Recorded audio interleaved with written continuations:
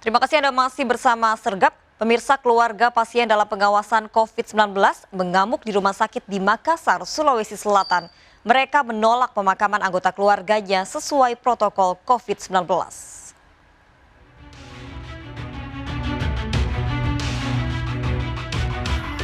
Dari video amatir, ketegangan terjadi saat seorang pasien dalam pengawasan PDP COVID-19 baru saja meninggal di Stella Maris di Makassar, Sulawesi Selatan. Keluarga almarhum memaksa akan membawa jenazah pasien ke rumah duka. Dalam kondisi emosi, keluarga menghalau jenazah almarhum yang akan dibawa mobil ambulans menuju pemakaman umum yang telah disediakan Pemprov Sulawesi Selatan di Kabupaten Goa. Untuk meredam keluarga, aparat gabungan TNI dan Polri diterjunkan ke lokasi. Begitu ada kriteria-kriteria yang terpenuhi untuk sebuah kasus untuk COVID, itu sementara kita masih statusnya PDP saja. Jadi bahwa pada saat meninggal seperti apa, memang status yang kami tetapkan PDP itu berdasarkan pedoman dari Kementerian Kesehatan. Tapi kita di sini kita batasi. Nah, di situ timbullah rasa dari kekecewaan dari keluarga pasien tidak bisa terpenuhi terhadap pasien itu sendiri. Jadi otomatis kita harus memberikan pengamanan untuk korban dari virus corona ini.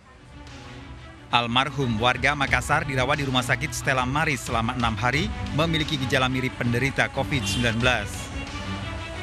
Karena masuk sebagai PDP COVID-19, pemakaman almarhum dilakukan sesuai protokoler pemakaman pasien COVID-19. Dari Makassar, Sulawesi Selatan, Andi dari Sungguh iNews melaporkan. Seorang pria pedagang jagung di Bojonegoro meninggal dunia mendadak saat menjajakan dagangannya di pemukiman. Warga tak berani mendekat hingga korban dievakuasi oleh tim medis memakai alat pelindung diri seadanya.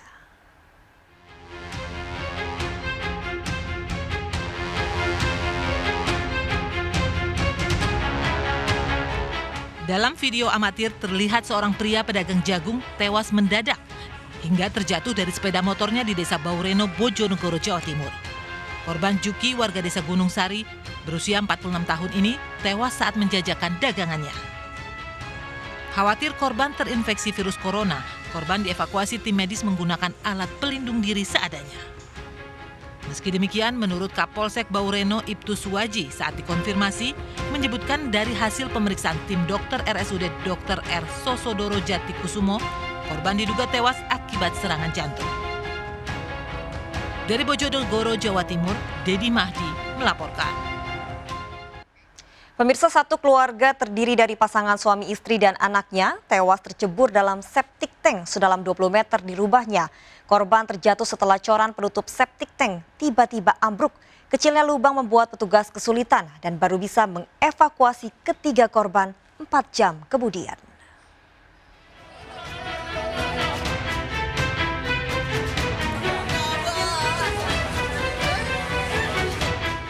Petugas berupaya mengevakuasi 3 korban satu keluarga yang terperosok ke dalam septic tank di rumahnya di Desa Sumbersari, Bondowoso, Jawa Timur. Ketiga korban adalah Abdurrahman 70 tahun dan Seniyati 65 tahun istrinya serta Anita anak mereka.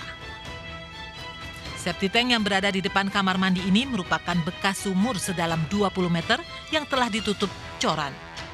Peristiwa berawal saat Abdurrahman hendak ke kamar mandi, namun naas septic tank yang dilewatinya ambruk. Sang istri dan anaknya yang hendak menolong ikut terjatuh ke dalam lubang septic tank. Ketiga korban baru bisa dievakuasi setelah 4 jam proses evakuasi. Namun kondisinya sudah tak bernyawa. Cor-coran itu sudah lapuk, kemudian pada saat pukul jam 1 si tuan rumah datang, kemudian terdengar suara teriakan, akhirnya sang istri menyusul, kemudian berteriak minta tolong, kemudian anaknya yang perempuan menyusul. Jenazah korban langsung dimakamkan oleh keluarga di pemakaman dusun setempat. Dari Bondowoso, Jawa Timur, Rizky Amirul Ahmad melaporkan. Pemirsa, seorang siswi SMP di Ogan Komering Ulu, Sumatera Selatan tewas dibunuh pembina pramuka di sekitar sekolah. Korban juga mengalami kekerasan seksual. Pelaku menjebak korban, mengirim pesan di media sosial untuk datang ke sekolah.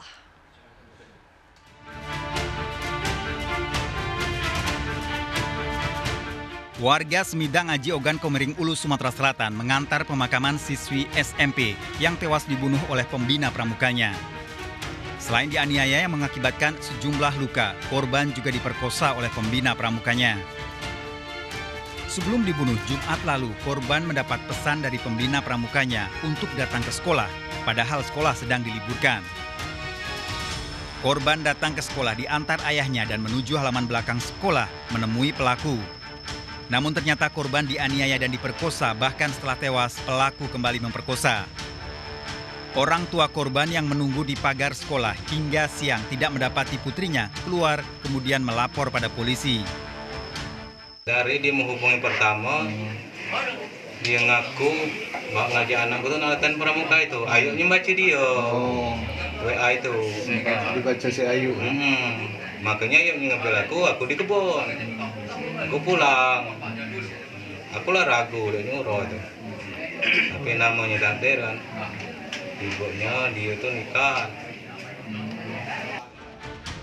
Polisi telah menangkap Aldi Sukmawijaya, pembina pramuka yang membunuh korban 3 jam setelah mayat ditemukan. Hingga kini polisi masih mendalami pengakuan pelaku untuk mengungkap motif pembunuhan dan pemerkosaan yang dilakukan. Dari Ogan Komering Ulu, Sumatera Selatan, Widori Agustino, iNews melaporkan. Pemirsa, sejumlah warga ditangkap polisi kepergok saat berjudi. Penangkapan dilakukan saat polisi melakukan patroli pencegahan menularnya virus corona. Warga nekat berkerumun dan menggelar taruhan dengan kartu judi.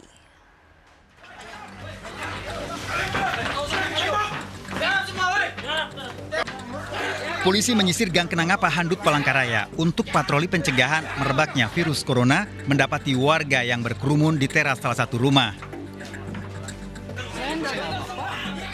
Warga yang sedang menggelar judi kartu terkejut tidak bisa melarikan diri. Kan dilarang kumpul-kumpul dari lebih dari 10 orang. Polisi menangkap warga dan mengamankan uang taruhan serta kartu yang digunakan untuk judi.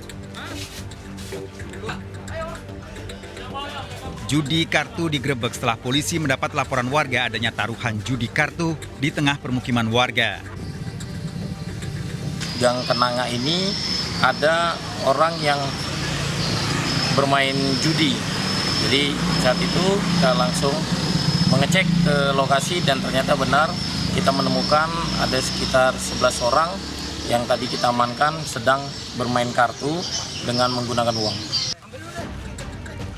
11 warga yang berjudi dibawa ke kantor polisi untuk menjalani pemeriksaan dengan barang bukti, uang, dan kartu judi. Dari Palangkaraya, Kalimantan Tengah, Ade Sata, iNews melaporkan. Seorang ibu rumah tangga di Bekasi menjadi korban penjamretan sepulangnya dari pasar. 2 pelaku pengendara motor memepet motor korban dan merampas tasnya hingga korban terjatuh. Penjamretan terekam CCTV.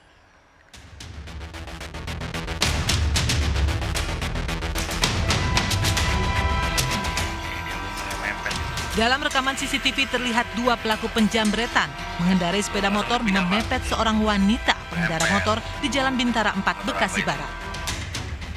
Pelaku merampas tas milik korban Sriani dan kabur ke Jalan Igusti Ngurah Rai, Bekasi. Wanita 40 tahun ini sempat mencoba mengejar pelaku, namun gagal. Penjamretan ini terjadi hanya berjarak 300 meter dari rumah korban saat korban pulang berbelanja dari pasar Kranji untuk persediaan usaha baksonya. Akibat kejadian ini, uang sisa belanja 1,6 juta rupiah, 2 handphone serta STNK, kartu keluarga yang ada di dalam tas berakhir. Nah, pulang dari pasar terus jalan sendiri? Jalan sendiri, Pak. Biasanya berdua sama saya, cuman kebetulan saya kan masuk pagi jadi nggak bisa nemenin. Nah, lalu pas jalan itu gimana? Ya, jalan pas posisi sepi, dipepet pakai motor merah, 2 orang. Posisi tasnya ditaruh di mana sebenarnya? Posisi tas lagi selempang begini, Pak. Oh, lagi di Selempang. Pas bawa barang-barang juga ya, hasil belanjaan ya? Kasus penjamretan ini sudah dilaporkan ke Polsek Bekasi Kota.